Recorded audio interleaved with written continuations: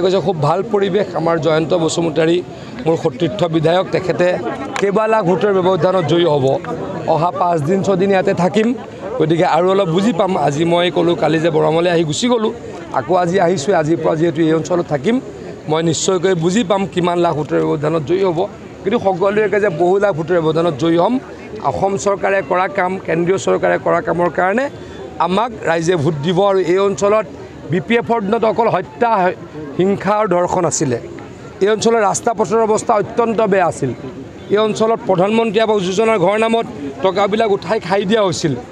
এই অঞ্চলত 17 বছৰত বিপিএফে মাত্ৰ 15,000 নে 14,000 মানুহক দিছিলে মাটিৰ পট্টা আমাৰ ইউপিপিএল আৰু বিজেপিৰ চৰকাৰে 3 বছৰত 1,14,000 মানুহক মাটিৰ পট্টা দিলোঁ গতিকে সকলোকে আমি ক'ব খোজো যে এই অঞ্চলৰ পৰা যিসকল ভাৰতীয় যিসকল খিলঞ্জীয়া কোনোৱে উচ্ছেদ কৰিব নোৱাৰে কোনোৱে খেদাই পঠাব নোৱাৰে যেতিয়ালৈকে হিমন্ত বিশ্ব শৰ্মা ডাঙৰীয়া অসমৰ মুখ্যমন্ত্ৰী হৈ থাকিব আৰু মোদী ডাঙৰীয়া যেতিয়ালৈকে প্ৰধানমন্ত্ৰী হৈ থাকিব গতিকে সকলোকে কৈছোঁ উৰাবাতৰি নুশুনিব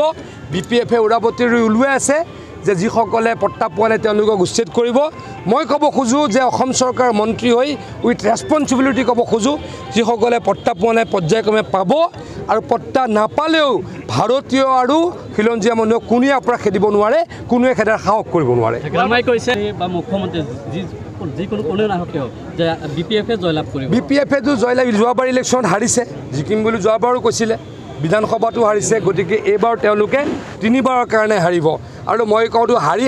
তেওঁলোকে হাফ চেঞ্চুৰী কোবাব একদিন IPL চলি আছে ডেইলি হাফ চেঞ্চুৰী কোবাই আছে কোনোবাই ডেইলি কোনোবাই চেঞ্চুৰী কোবাই আছে মই ক'ব খোজোঁ হাগ্ৰামা মহিলাই ডাঙৰীয়াই ক্ষমতাত নাহি 50 বছৰ পাৰ কৰিব আৰু হাফ চেঞ্চুৰী মাৰিব ইউপিপিএলে শাসন কৰোঁ 3 বছৰত 1,15,000 পৰিয়ালক মাটিৰ পট্টা দিছোঁ আৰু দিম আপোনালোকক প্ৰতিশ্ৰুতি দিছোঁ আমি মাটিৰ পট্টা পৰ্যায়ক্ৰমে দি আছোঁ এই মানুহৰ মাজত এটা উৰাবাতৰি উলিয়াইছে কি উৰাবাতৰি উলিয়াইছে যিখিনি মানুহে বোলে মাটিৰ পট্টা পোৱা নাই তেওঁলোকক ইয়াৰ পৰা উচ্ছেদ কৰা হ'ব মই আপোনালোকক প্ৰতিশ্ৰুতি দিওঁ যিখিনি ভাৰতীয় যিখিনি খিলঞ্জীয়া মানুহ যিসকল লোকে বছৰৰ পাছত বছৰ ধৰি আমাৰ বিটিআৰত বসবাস কৰিছে হিমন্ত বিশ্ব শৰ্মা থাকালৈকে নৰেন্দ্ৰ মোদী থাকালৈকে কাৰো সাহস নাই ইয়াৰ পৰা উচ্ছেদ কৰিব কাৰো দম নাই ইয়াৰ পৰা উচ্ছেদ কৰিব মই আপোনালোকক প্ৰতিশ্ৰুতি দিছোঁ কি কৰিছিল অকল সূতা কম্বল আৰু আঁঠুৱাৰ অৰ্ডাৰ দিছিল আৰু চাপ্ৰাই পৰা কোনো মাল নলৈছিল মাল নলৈ টকা লৈ লৈছিল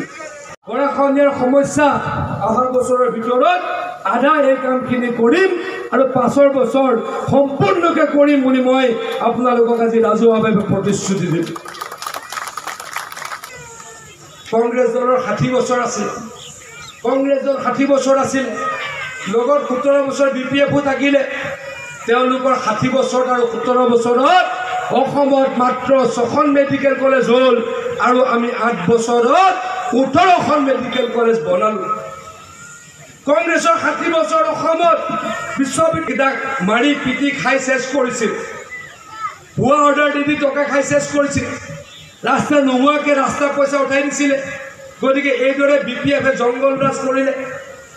আমি সেই কাম কৰিব দিয়া নাই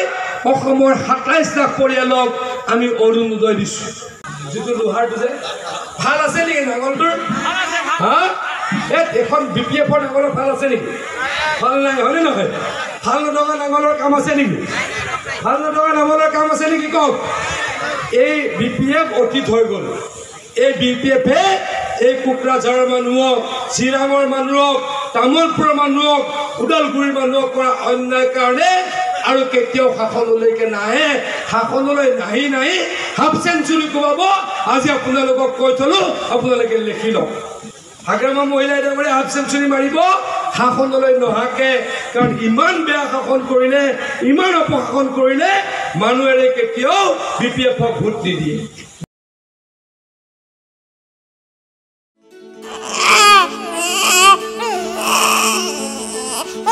অভিনন্দন আপোনাৰ এজনী ছোৱালী জন্ম হৈছে